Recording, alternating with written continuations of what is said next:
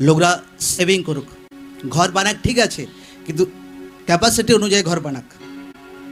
লোকরা দরকার পড়লে ভাই ঘর বানিয়ে ভাই ভাড়াতে দিয়ে দিক একদম।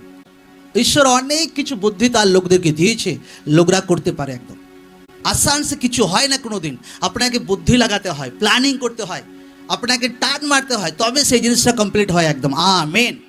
লোকরা যদি ভাবে আসান সে আমার পরিবারে একদিন কোনোদিন কিছু একটা হবে, নো, কিচ্ছু হবে না কোনোদিন। আপনাকে আজকের পর থেকে বাড়ি গিয়ে আপনাকে প্ল্যানিং করতে হবে। আচ্ছা এইভাবে এই পয়সা সেভ করব, আচ্ছা এইভাবে ইনকামের সোর্স বাড়াবো, এইভাবে। আর সব কিছু বিবলিক্যাল আছে, এটা বাইবেল থেকে, এটা নন বাইবেলের বাইরে নয় একটাও। কেন? ঈশ্বর চায় না যেন আপনি ডিপ্রেশনে পড়ে যান।